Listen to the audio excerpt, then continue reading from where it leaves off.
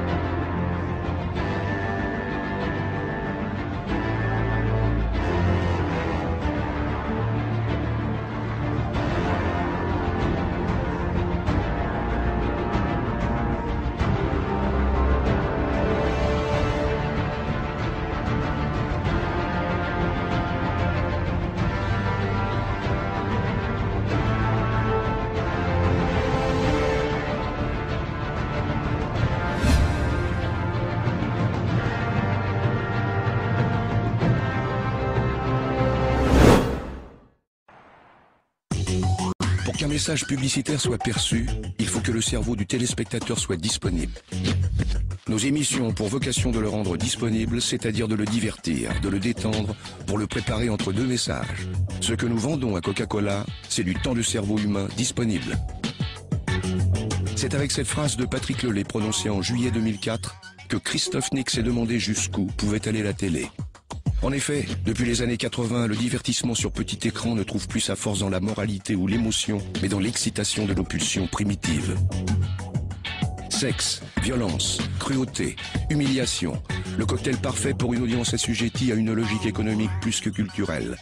Prochaine étape sur vos écrans HD, peut-être la mort. En direct. Tout de suite, dans Infrarouge, ménagez vos derniers neurones encore disponibles. Du psycho-voyeuriste de 1983 au loft exhibitionniste des années 2000, en route pour la transgression de tous les tabous.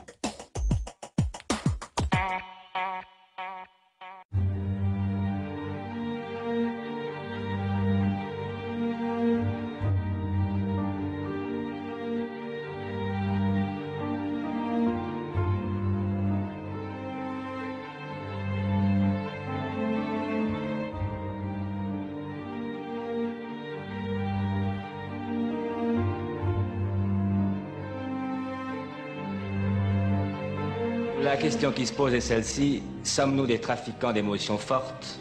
Sommes-nous des courtiers en chair encore tiède? Ou bien avons-nous raison de vous montrer ce que vous n'auriez jamais dû ou pu voir? Avons-nous raison de penser qu'une civilisation se termine et qu'une autre commence?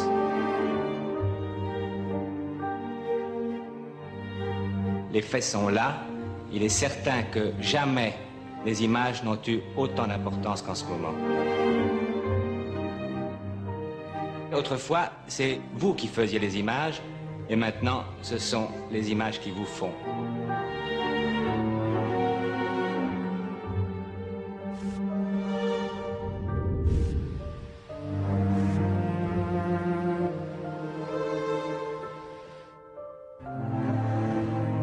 Ces mots ont été prononcés en 1957. Ils prouvent que la télévision a toujours été consciente de son pouvoir de nuisance. Ça ne l'a pas empêché de devenir nuisible.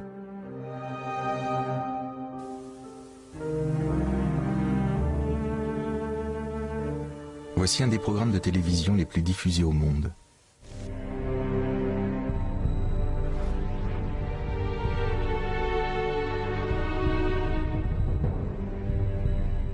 Matière première du jeu, l'action, le risque, la répugnance.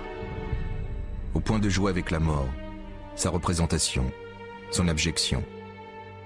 Le plateau, la chambre mortuaire d'un funérarium. Welcome to day 2. Congratulations on making it this far. Now let's see if you have what it takes to survive day number 2. Benny, ever seen a dead body before? No. Nobody ever touched one? No? No? Well, if a human body is properly embalmed, it takes over 100 years for it to decompose. No matter how well the coffin is sealed, eventually it'll deteriorate, allowing worms and bugs to attack the body. Get in there. All right. Can you hop in, lie down, rest your head on that? All right, let's bring in the worms. Oh, comfy. Don't worry, I'll time it. You'll start as soon as I pour, brother. As soon as it touches you. Yeah. Okay, you got 4 minutes. That's really gross. Pourquoi des producteurs fabriquent ce genre de programme? Oh, and they bite immediately. Joyful. Pourquoi des chaînes de télé les diffusent? Oh, there's more. Oh. Pourquoi les tabous les plus profonds des sociétés humaines sont-ils devenus des spectacles attrayants qui captivent une majorité des téléspectateurs? Les images qu'on voit aujourd'hui à la télévision, il y a 30 ans, personne ne les aurait supportées. Les gens auraient dit, mais c'est pas possible, on ne peut pas regarder ça, ils n'auraient même pas voulu le regarder. Aujourd'hui, on montre ça à des gamins de 15 ans, voire moins. Pourquoi? Parce que la capacité à voir des choses abominables est devenue très grande, mais ça veut dire que la sensibilité des gens est devenue de moins en moins grande. En un peu plus d'un demi-siècle, les programmes de télévision ont muté. 18 aventuriers, 40 jours, 1 survivant. Les plus regardés sont de purs produits du marché global. Ils portent des noms que la planète entière connaît. Big Brother, Fear Factor, Survivor, L'île de la tentation et autres Secret Story. Ces programmes de télé-réalité s'appuient sur une promesse faite aux téléspectateurs. Les tabous y seront transgressés.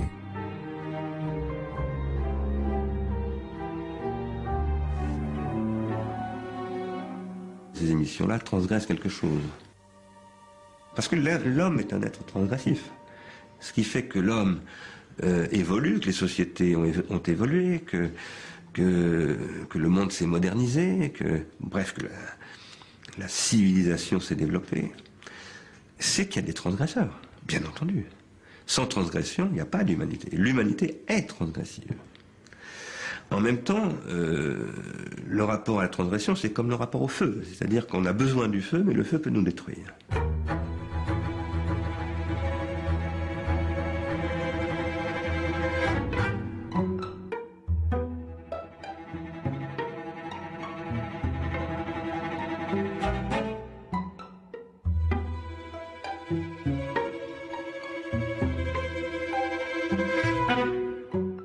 La transgression des interdits est un processus en œuvre depuis 30 ans à la télévision. En France, jusqu'au début des années 80, tout ce qui pouvait paraître obscène était banni des écrans. Tout ce qui abordait la sexualité ou l'intimité était très sévèrement encadré. Mais en 1983, une émission d'un nouveau genre bouleverse les conventions. Psycho.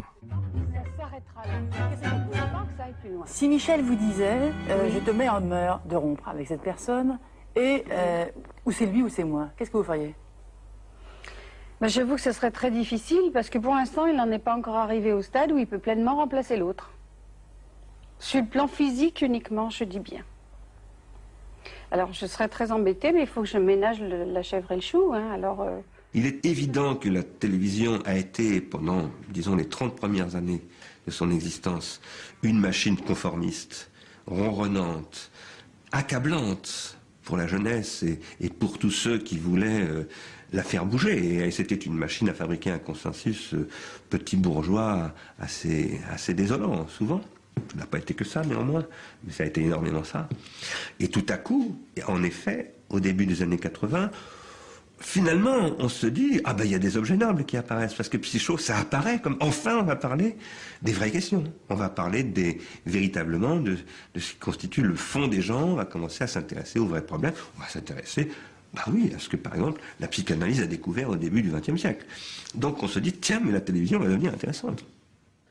Moi mon but c'est pas de foutre l'autre dehors, mon but c'est de récupérer ma femme d'elle-même.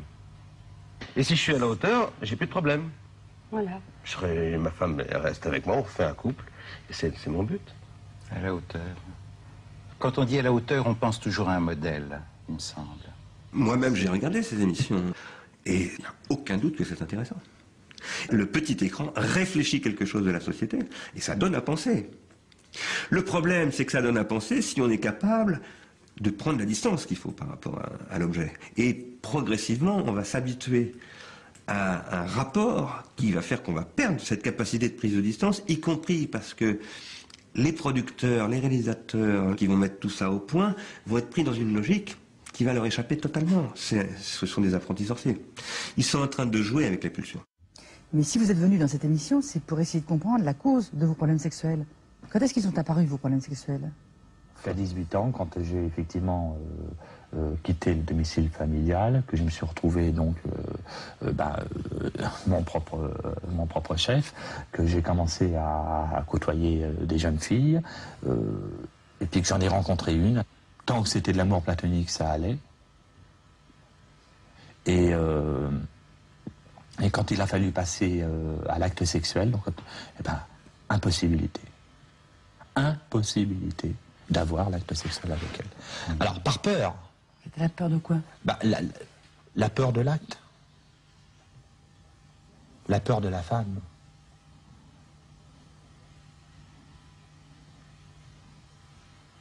Parce que j'avais terriblement peur de ma mère.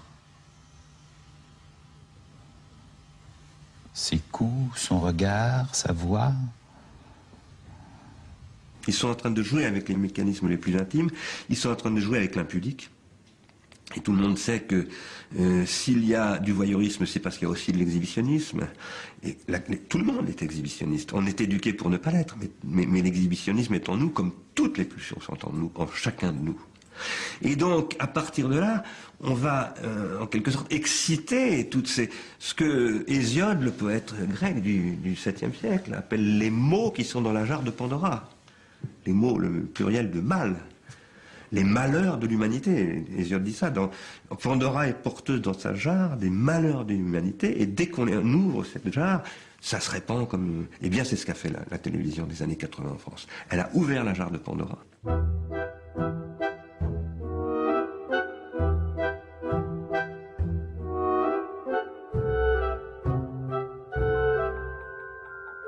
Nous avons d'un côté Nathalie et Frédéric. Frédéric, le caleçon, pratique, c'est tout. J'ai plus que ça. On n'avait plus que ça, oui. Et puis alors, Nathalie, le soutien-gorge, la jupe et puis la petite culotte, bien entendu. Les gens qui regardent la télé, consciemment ou pas, savent qu'il y a un phénomène de masse. Et ça compte énormément dans le voyeurisme. Sigmund Freud parle de ce qu'il appelle, ou Lacan, le psychanalyste français, il parle de ce qu'ils appellent la pulsion scopique.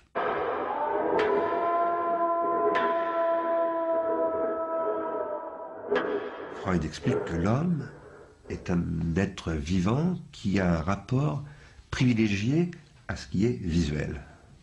Par exemple, il explique que le mammifère, en principe, c'est un être qui a beaucoup plus de relations olfactives que visuelles. Le chien, par exemple, ce qu'il cherche dans une femelle, c'est pas à avoir ses jolies mamelles, c'est plutôt à avoir les odeurs de la femelle.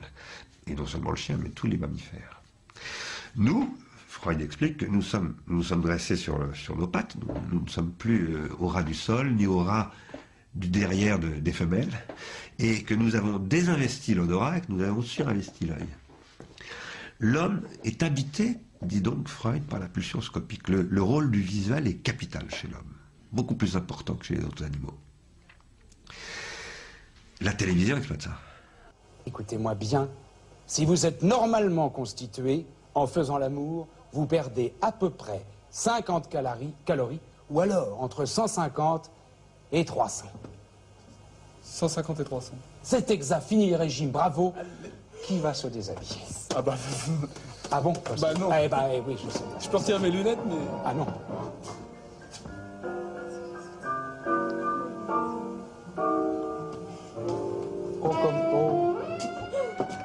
Imaginez, par exemple, là je suis en train de parler, imaginez que maintenant, derrière moi, au lieu d'avoir cet écran noir, vous mettez des scènes de pénétration, porno. Progressivement, la personne qui est en train de m'écouter parler va arrêter de m'écouter parler et va se mettre à regarder le truc porno. Que ce soit Nicolas Sarkozy ou Benoît XVI. Hein, c'est parce que la pulsion, c'est mécanique. Ça produit de l'automatisme. Et c'est ça la puissance de la pulsion. C'est automatique. Vous mettez un certain type d'image devant un bonhomme, ça le fait bander, pour parler clairement. Et il n'y a rien à faire. Ça vous dépasse. Bon. Cette télévision pulsionnelle est encore balbutiante. Mais à la suite de bouleversements politico-économiques considérables, elle va s'imposer comme un genre dominant l'offre de programmes.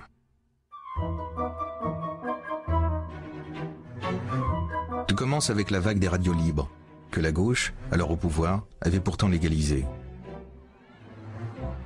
Mais dans sa logique anticommerciale, la gauche obligeait ses radios à rester locales, sans publicité et associatives.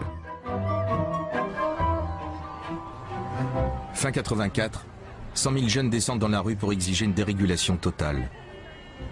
Le droit pour les plus importantes à couvrir toute la France. J'ai décidé, le gouvernement avec moi, la libération, le terme est un peu excessif peut-être, des ondes. François Mitterrand, tacticien des mouvements de masse, va satisfaire tout le monde en rajoutant. Non seulement il ne s'oppose plus à la dérégulation, mais en plus, il casse le monopole d'État sur la télévision. Il y avait les chaînes, services publics, et nous avons décidé d'élargir d'une façon considérable les télévisions privées. L'arrivée des télés commerciales est alors vécue comme une grande audace modernisatrice. Après Canal+, arrive la 5 de Berlusconi, puis la 6. Jacques Chirac, devenu Premier ministre en 86, ne veut pas laisser les télés privées à ce que l'on considère alors comme des amis de la gauche.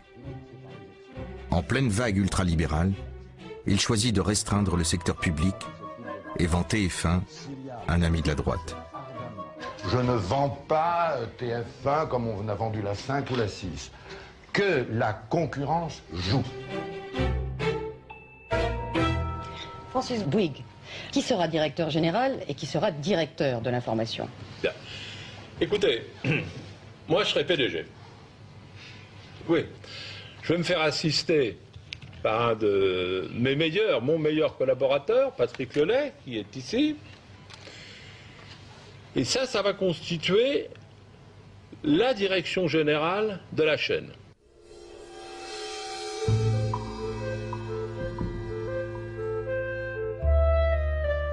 C'est la plus grande révolution de l'histoire de la télévision. En moins de 3 ans, les chaînes commerciales dominent le paysage audiovisuel français. La conception même du média en est bouleversée à jamais. Les donneurs d'ordre ne sont plus des pouvoirs publics, mais des pouvoirs actionnariaux.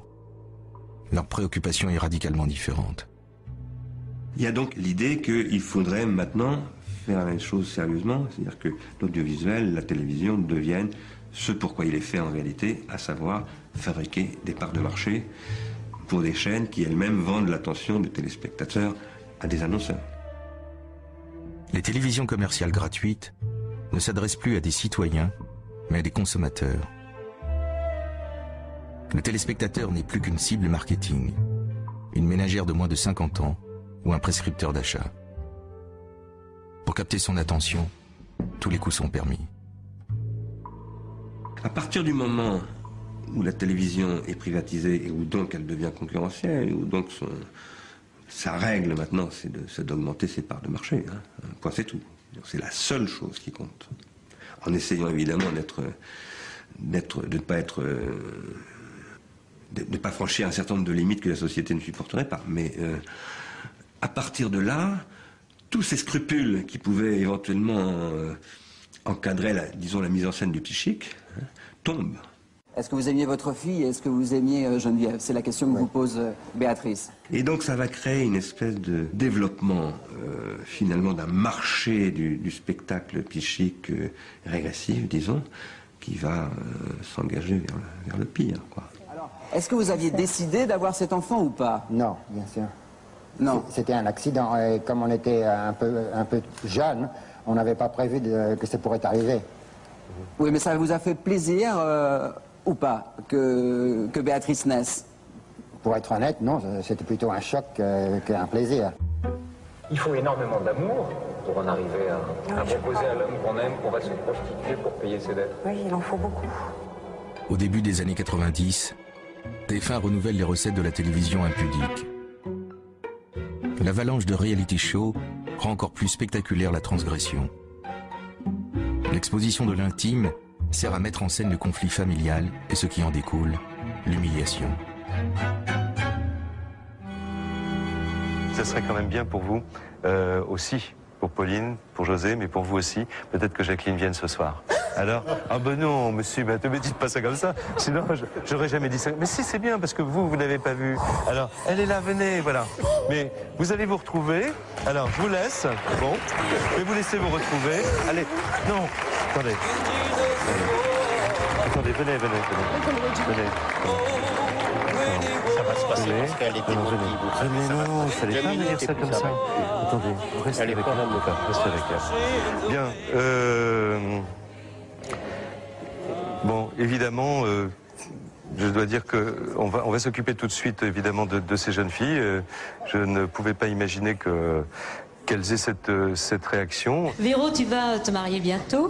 Je suis étonnée car je n'ai pas vu le temps passer. Il est vrai que j'ai quitté une petite fille capricieuse et que je retrouve aujourd'hui une femme déterminée. Comment as-tu fait? Aujourd'hui, je suis une femme, c'est vrai, tu me récupères en tant que femme. Est-ce que tu as envie de rattraper les 10 années qui ont été perdues? Est-ce que tu as envie d'être grand-mère alors que peut-être tu n'as pas été mère?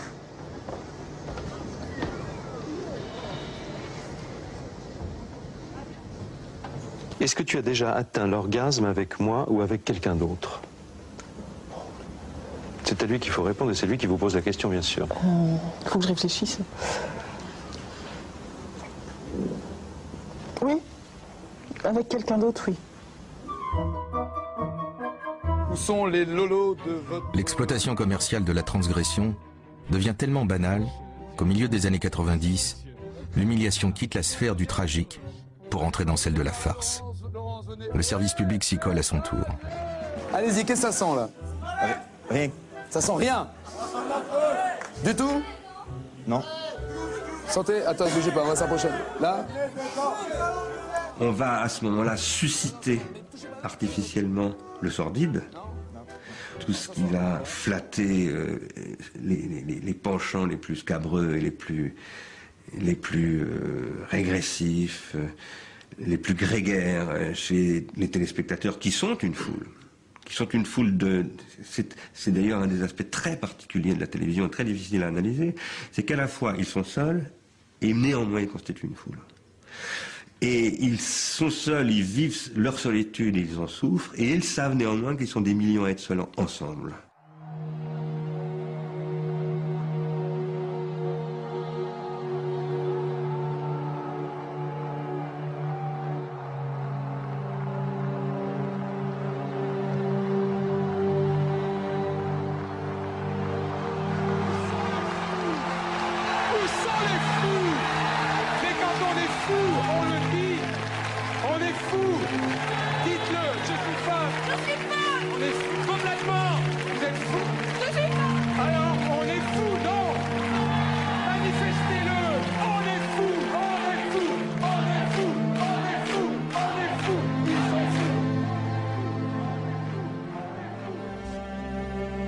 Au milieu des années 90, le divertissement traverse une crise.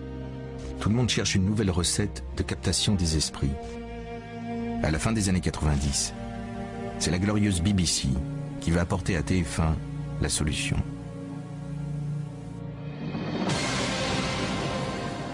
Il n'y a pas 5 000 € en banque, pensez bien. Quand il y a 5 000 €, ça sonne. 350 € en banque, c'est peu.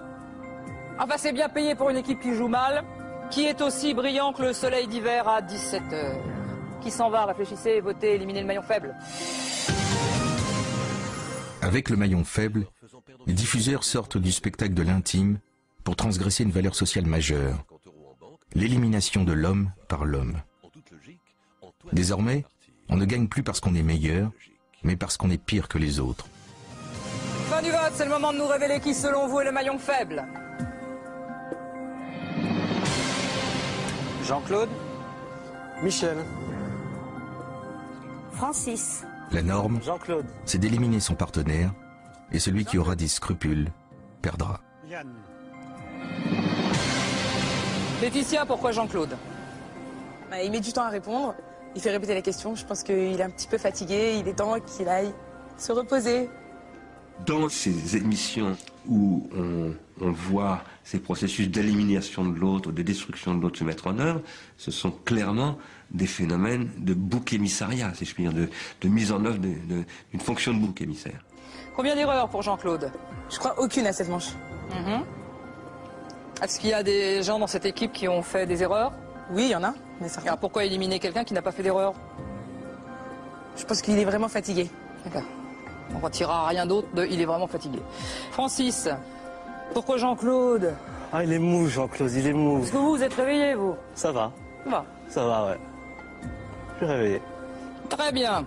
Jean-Claude, quand une équipe commence à renvoyer les maillons forts dès la deuxième manche, c'est pas bon signe. On va voir la suite. Jean-Claude, vous êtes le maillon faible. Au revoir.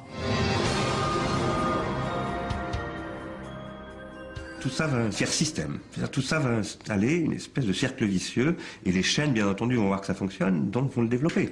Non pas du tout en ayant l'idée diabolique de détruire le psychisme des individus. C'est pas du tout ce que veulent faire les chaînes. Mais les chaînes, elles ont besoin de faire de l'audience et elles voient que ça fonctionne.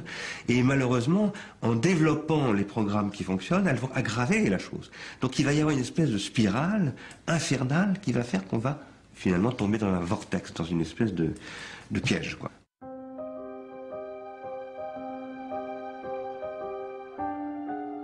L'élimination des gens entre eux est une promesse de spectacle fantastique. L'ensemble du divertissement peut en être repensé. Et un homme le fait avant tous les autres, John de Mol, producteur hollandais, à la tête de la société Endemol. À la fin des années 90, il invente le concept qui va allier élimination et obscénité. Big Brother. Un jeu d'enfermement où pendant des mois, les téléspectateurs vont observer un groupe de jeunes confrontés régulièrement à l'élimination d'un d'entre eux par le vote de ces mêmes téléspectateurs. La promesse sadique est parfaite. Chacun va jouer pour que s'extrémise la situation. On en espère du sexe et de l'agressivité.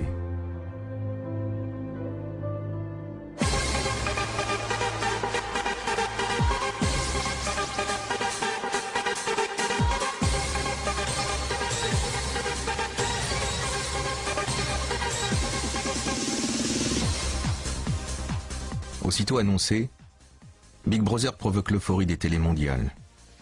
Après la Hollande, l'Italie, l'Espagne, la Grande-Bretagne, l'Allemagne, les États-Unis, la Suède, la Belgique et la Suisse signent avec Endemol et bâtissent les mêmes lofts. En France, le service public et Canal+ refusent catégoriquement le genre. Les chaînes commerciales gratuites, elles, hésitent pendant quelques mois. Mais à l'été 2000, un accident économique va leur fournir un bon prétexte. Sérieux coup de froid hier à la bourse de New York sur les valeurs technologiques. Avant de se rétablir, le Nasdaq a en effet perdu jusqu'à 13%. Un retour de bâton prévisible après l'envolée incroyable de la nette économie en bourse. À Paris, le CAC 40 a perdu près de 3% cet après-midi et de nombreux investisseurs ou les particuliers se sont fait piéger. Ce krach boursier jette dans la panique les actionnaires des chaînes commerciales. Depuis 1996, une bulle spéculative fait s'envoler le CAC 40. L'indice de la bourse parisienne est passé de 3000 à plus de 6000 points.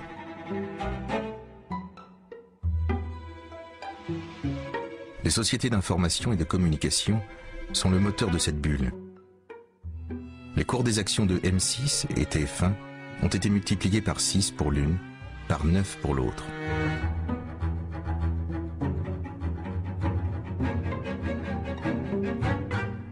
Mais voilà qu'en plein été 2000, une série de faillites dans l'univers de la communication américaine entraîne l'explosion de la bulle. Le CAC 40 plonge. Les sociétés de communication s'effondrent. En quelques mois, les actionnaires de M6 et TF1 perdent tous leurs gains. Leur valeur s'est divisée par 4 en mars 2001. Plus petite, plus vulnérable, M6 doit absolument prendre un risque pour renflouer les actionnaires. La direction de la chaîne contacte John de Mol et achète les droits de Big Brother.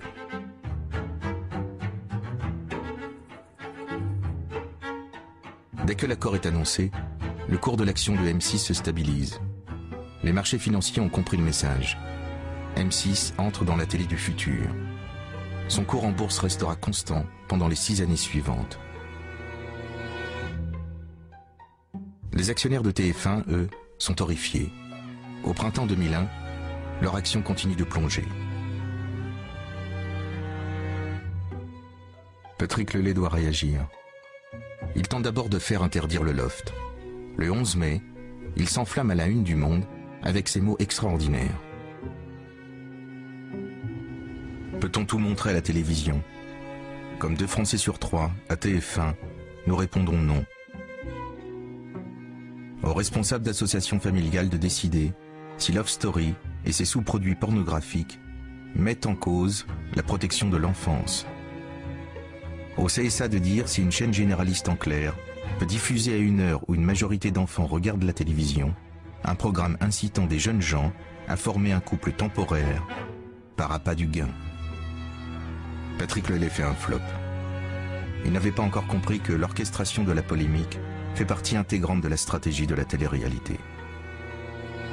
Bonjour, Love Story est un piège. Depuis quelques jours, l'univers de la télévision est agité par l'arrivée sur une chaîne privée. On a beaucoup parlé de voyeurisme autour de ce spectacle, sans justement. En fait, je finis par regarder parce qu'effectivement, je crois que grâce à cette presse qui dit non, il faut arrêter de regarder. Les téléspectateurs, ils n'ont pas vu ça, ou plutôt ils ont vu tout ça. 4 mises en garde. Sachant que les journaux qui dénoncent Love Story ont augmenté systématiquement leur vente de 12 à 16% quand ils faisaient leur une dessus. Pour moi, Love Story, c'est du quotidien télégéniquement modifié. Et c'est un centre de formation à l'apprentissage de la soumission. La télé n'a jamais été aussi proche des gens que quand elle rentre dans leur intimité et qu'elle montre ce que tout le monde a envie de voir. Vous étiez quand même conscient de la transgression fantastique que représentait cette émission dans le paysage français. Je trouve tout à fait normal qu'il y ait un débat, je trouve ça formidable de pouvoir en parler. Ouais. Je crois qu'il y a plein de choses. Vous saviez ce que vous faisiez. Bien sûr, on y a beaucoup réfléchi avant et on a fait en sorte que ce qui se passe soit tout à fait bien et acceptable. Que certains n'aiment pas, moi je respecte ça tout à fait, ça me paraît tout à fait normal. Il y a une logique qui n'a rien à voir avec la logique avec laquelle on a l'habitude d'analyser les masses médias. C'est-à-dire, le but c'est d'arriver à fabriquer une querelle. Ici, c'est bien que les gens détestent. C'est-à-dire, il faut qu'il y ait une possibilité de faire venir tout le monde. Ce n'est pas le critère de la valeur du spectacle qui va compter. Que le téléspectateur soit satisfait ou pas satisfait, peu importe. Du point de vue économique, il va compter comme un consommateur. Il va permettre de rentabiliser la dynamique de la chaîne, il va satisfaire la logique de la chaîne. Alors le discours, il n'est pas forcément très explicite de la part du diffuseur, parce que c'est très risqué, mais du point de vue symbolique, ça fonctionne vraiment comme ça. On est dans une logique marketing où on va précatégoriser les téléspectateurs. Celui qui aime, celui qui déteste, mais qui veut comprendre pourquoi l'autre aime, celui qui a lu les polémiques et qui avait décidé de ne pas regarder, mais qui va regarder quand même, celui qui veut se moquer de ceux qui regardent, celui qui fait semblant de se moquer de ceux qui regardent, mais qui regardent quand même. Et on va donner des prétextes pour regarder, y compris, vous n'aimez pas ce programme, il n'est pas fait pour vous, mais le débat social s'est porté aujourd'hui sur Love Story, donc il faut que vous sachiez de quoi on parle, il faut que vous le regardiez. Ce qui est intéressant là-dedans, c'est que c'est une addition et qu'au bout du compte, on va ramener progressivement devant l'écran un nombre considérable de spectateurs et donc on va pouvoir alimenter une activité publicitaire extrêmement intense.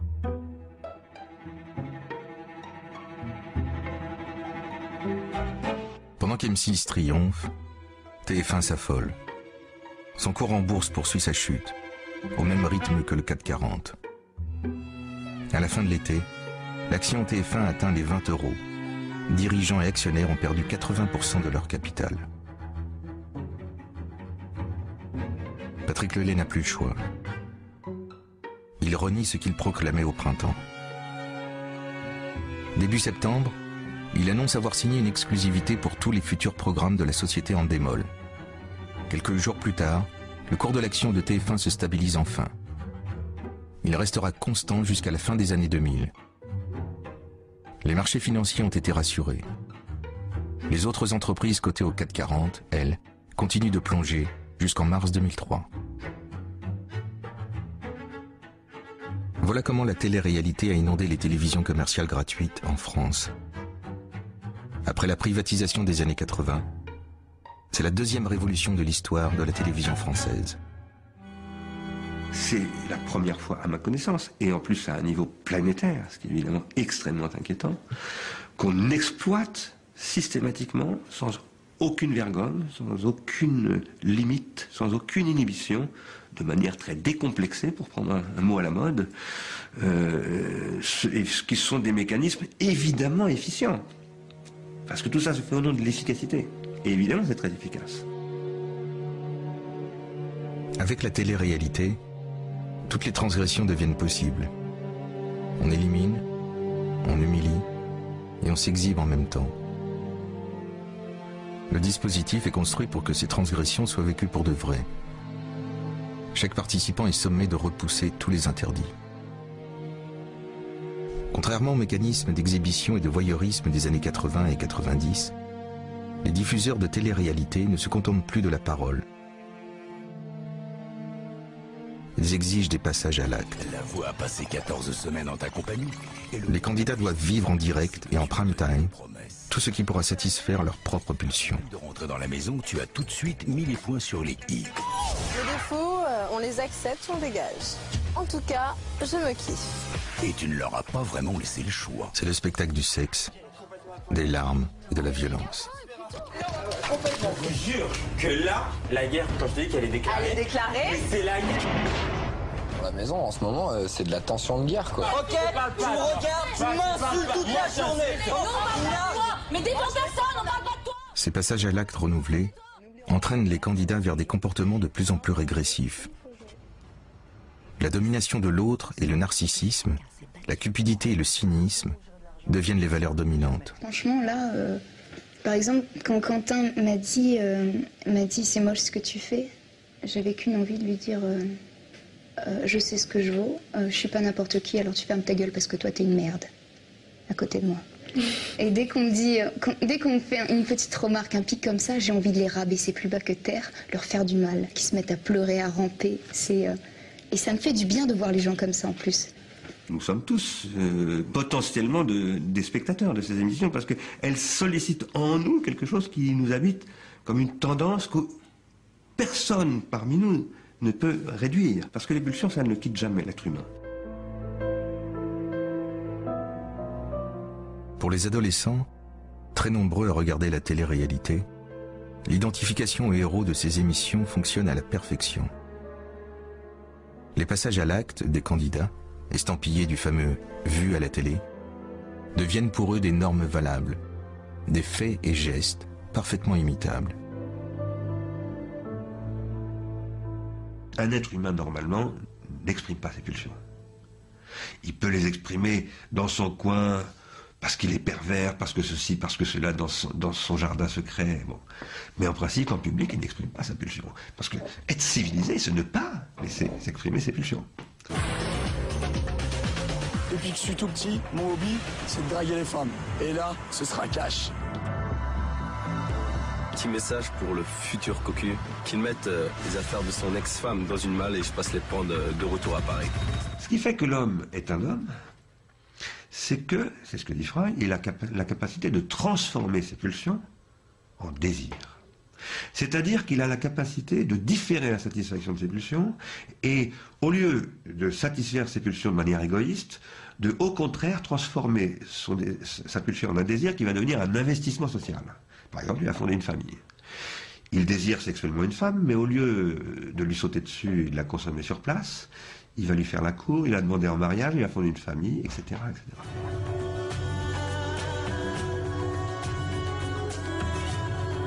Les 4 femmes qui ont laissé leur mec entre mes mains sont complètement cinglées.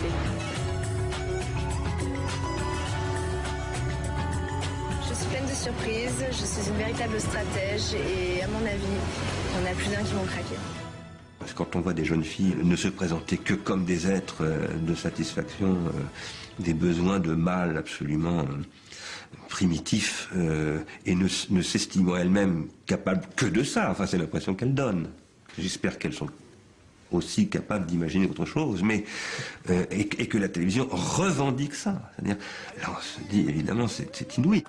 Vous les filles, vous mettez comme ça, toutes comme ça, avec vos jambes comme ça, vous montrez bien en évidence les jambes, comme ça, toutes comme ça. Et elle est au milieu, elle est au milieu, elle va faire son délire. Toutes les sociétés ont toujours été faites, quelles qu'elles fussent, animistes, chamaniques, impériales, grecques, monarchiques, etc. Elles ont toujours mis en place des dispositifs de contrôle des pulsions.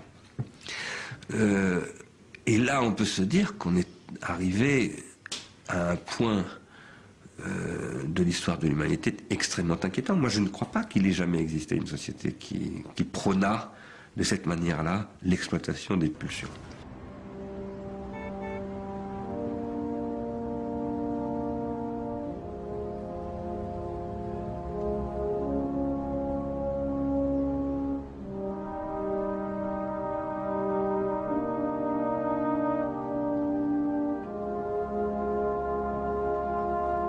Si les chaînes commerciales ont décidé d'exciter toutes les tendances pulsionnelles de l'individu, ce n'est évidemment pas par simple perversion.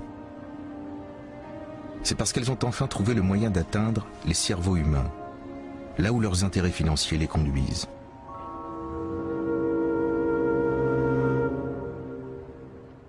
Le problème, c'est pas la télévision simplement. C'est la télévision telle qu'elle est passée sous le contrôle du marketing. Avant, elle était sous le contrôle du pouvoir politique en France, c'était un problème évidemment. Mais aujourd'hui, elle est sous le contrôle des prescripteurs de comportement que sont les publicitaires. Et ce que visent les publicitaires, c'est essentiellement, selon des théories qui viennent du marketing américain, d'ailleurs de ce qu'on appelle la lifetime value, ça vise à fidéliser des consommateurs à des marques, à des modèles comportementaux, pour pouvoir contrôler leur comportement et leur pouvoir d'achat le plus longtemps possible. Quand Patrick Lelay, en 2004, dit ce que TF1 vend à Coca-Cola, c'est du temps de cerveau humain disponible, effectivement, il change la donne. C'est-à-dire que pour la première fois, le patron d'une grande chaîne de télévision, qui est la chaîne principale en France et en Europe à ce moment-là, va admettre que la logique économique prime sur une logique culturelle, qui apparaît donc après coup comme pseudo-culturelle et étant juste un prétexte pour remplir d'argent les poches de la régie publicitaire. Pourquoi est-ce que Lelay a fait scandale avec cette histoire de temps de cerveau disponible? Qu'est-ce que ça veut dire, temps de cerveau disponible? Même les gens qui n'ont pas pris le temps d'y réfléchir comprennent au moins de manière intuitive que ça veut dire temps de cerveau sans conscience. La publicité, dans la perspective de l'annonceur, ne doit pas apparaître forcément comme telle. Elle doit s'immiscer dans le programme.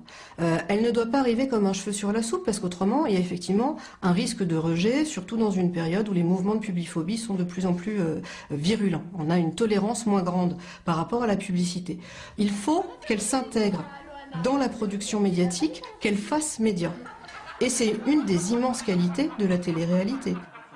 Dans la télé-réalité, on n'a pas de rupture sémiotique entre ce qui relève de l'éditorial et ce qui relève du publicitaire.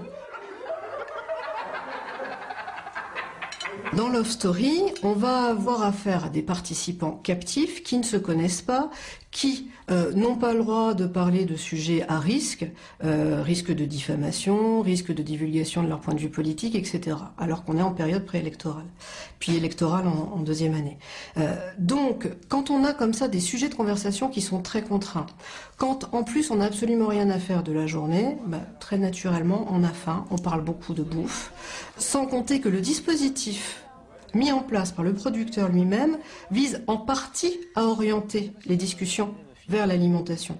Tout simplement parce que les challenges que devaient remporter les participants chaque semaine allaient leur permettre de s'offrir des petits plus. Vous avez le choix entre une soirée à thème ce soir, avec musique, costume, mais sans boisson supplémentaire, ou la même soirée dimanche, mais avec champagne à volonté. Dimanche. Ah non, pas musique, il y a de la musique, attendez. Oui, la même soirée. Dimanche avec champagne à volonté. Hein. Dimanche avec champagne. Allez-vous pouvoir attendre jusqu'à dimanche? Oui. Si dans 5 minutes l'un d'entre vous n'est pas d'accord ou si vous n'êtes pas allé annoncer la décision du groupe au confessionnal, la soirée sera automatiquement reportée à dimanche soir, mais sans champagne. Donc on a quand même une organisation qui fait que l'alimentation est au cœur des discussions, que compte tenu de l'oisiveté, on va aussi beaucoup parler beauté, on va beaucoup parler mode, on va passer son temps à se couper les cheveux, se recoiffer, à customiser ses vêtements, etc., à regarder si on n'a pas grossi, maigri, si on a bronzé au bord de la piscine. En fait, ça se met pas avec du coton, quoi. Voilà. Pas avec du coton. Qui? Dans cet univers-là, quand la publicité arrive, elle n'est pas d'un autre ordre, elle n'est pas d'une autre nature. Dans la publicité, vous allez avoir, pas la marque qui a été citée, bien évidemment, elle n'a pas été citée, mais il y a une continuité très logique entre l'univers du programme et l'univers de la publicité. On joue de façon radicalement différente avec cette logique publicitaire dans les programmes qui ne peuvent pas mettre en scène directement la société de consommation, puisqu'au contraire, on a abstrait le participant de cette société de consommation. Donc c'est un univers sauvage, mais qui dit sauvage dans ce contexte-là veut dire aux antipodes du confort. C'est sauvage parce qu'il a plus à manger, parce qu'il a plus de lit, parce qu'il n'y a plus de supermarché à côté, etc. Un peu groggy, un peu fatigué, un peu trempé, un peu mouillé, un peu sans mauvais, un peu... J'ai dormi très peu et le peu que j'ai dormi, je faisais des cauchemars, donc c'est pas la joie. En plus, on n'a plus de feu. Il n'y en a plus de feu. Ça sert à rien d'aller à la pêche, il n'y a pas de feu. Voilà, tant mieux. Ah, moi, je suis dégoûtée. Manger la crêpe, grave. Par contre-coup, la publicité, en quelque sorte, est valorisée. C'est l'univers de rêve où, chez soi, on a de l'eau au robinet, mais à l'épicerie, au supermarché du coin, on peut s'offrir tout ce qu'on veut. Donc, quelque part, en creux, la consommation est présente. Et elle est même survalorisée, elle est appelée de ses voeux par le participant, et donc, symboliquement, par le programme lui aussi. Et après la nuit difficile que vous avez vécue, je sais que pour certains, ça a été très dur de perdre Louis Laurent, de perdre le feu. Regardez ce que je vous propose. Une pièce de bœuf, 600 grammes. Mais pas uniquement, des pommes de terre. Et pour terminer le repas, une mousse au chocolat. On peut parler aussi d'une autre catégorie qui est celle des émissions plutôt de radio crochet ou qui empruntent à ce modèle, type American Idol, Star Academy en France, où là, on voit bien que être chanteur, être danseur est finalement perçu comme un moyen et pas tellement une fin en soi, et c'est un moyen pour être célèbre.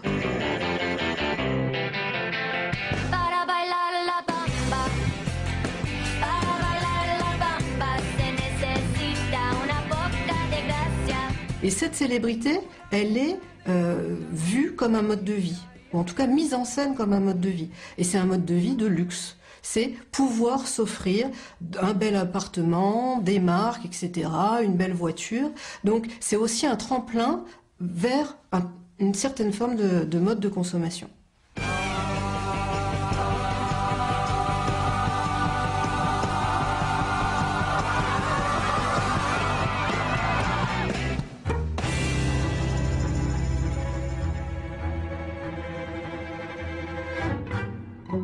À la fin des années 2000, les chaînes commerciales ne camouflent même plus cette célébration de la consommation.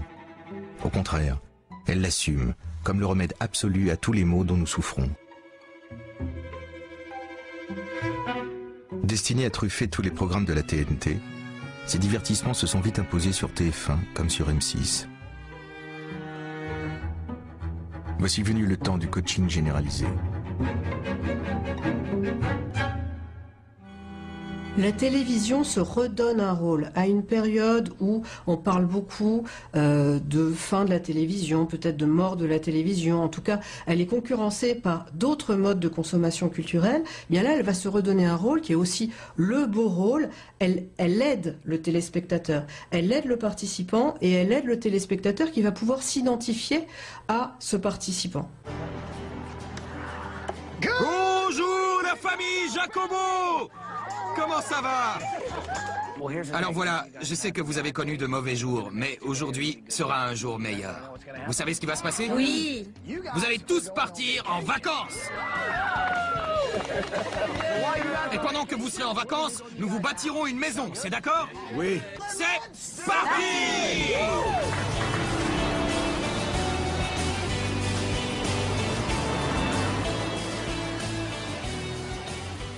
L'individu arrive avec un problème. Son problème, il est très souvent physique.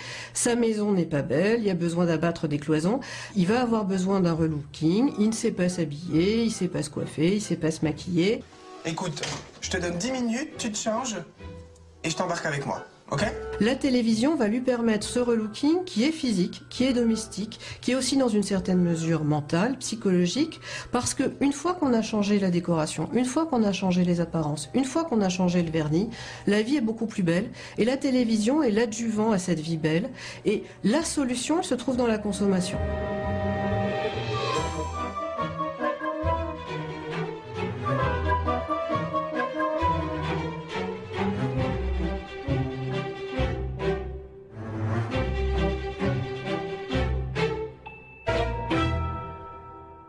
Aujourd'hui, quand il se regarde dans la glace, il voit le front d'un homme de Cro-Magnon. Quand elle se regarde, Je vois une vieille femme.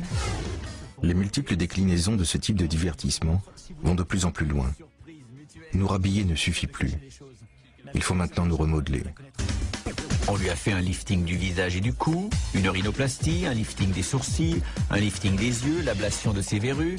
Avec ses implants mammaires, elle est passée d'un bonnet A à un bonnet C. On a rajeuni son visage avec un laser, gonflé ses lèvres et comblé ses rides d'expression. Opération des yeux au laser, repositionnement de gencives, 8 facettes en porcelaine et blanchiment des dents.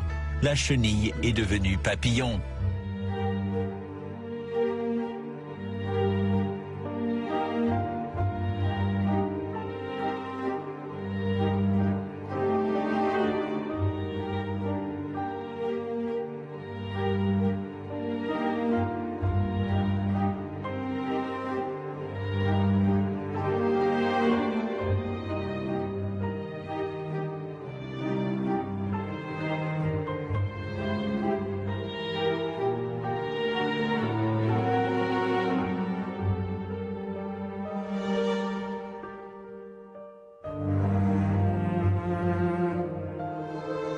lors que la télévision brise le respect de l'intégrité physique, dès lors qu'elle nous repense, nous refabrique, elle se rapproche de l'ultime transgression.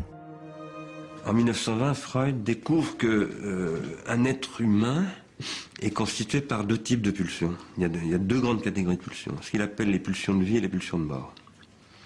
Les pulsions de vie, c'est des pulsions érotiques, c'est des pulsions qui cherchent à s'unir à l'autre et finalement à engendrer du vivant.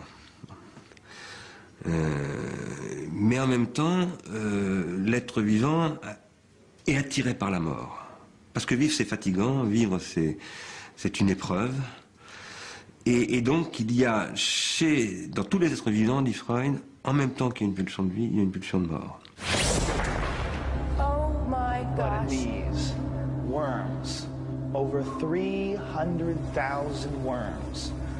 Si on admet, comme je le disais, que la télévision est ce qui exploite systématiquement les pulsions et qu'il est délit pour pouvoir les exploiter, alors ça veut dire que ces pulsions ne pouvant plus être liées, elles se déchaînent.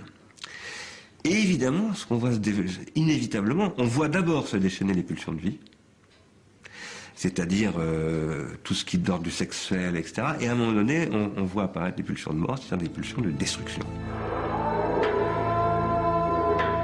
C'est en Grande-Bretagne, sur Channel 4, que les programmateurs sont allés le plus loin. La dissection de véritables cadavres, le samedi soir.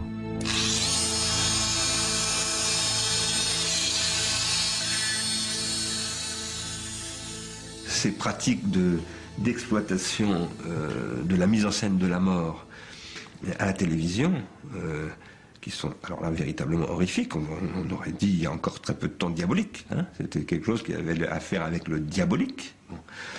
Elles trouvent leur terrain à la fois dans la satisfaction de la pulsion de mort dont je parlais tout à l'heure, mais en même temps dans la nécessité de mettre en scène, parce qu'il faut mettre en scène la mort.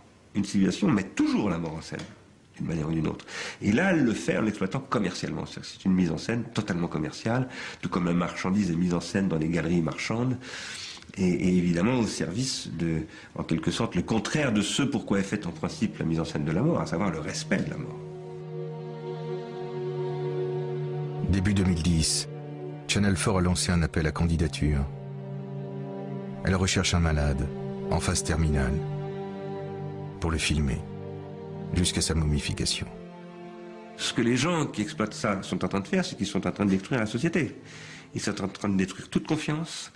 Ils sont en train de détruire les relations entre les individus, entre les parents et les enfants, donc tous les modèles d'autorité. Ils produisent de l'incontrôlable. Ils produisent ce que j'ai appelé dans un livre des individus désaffectés.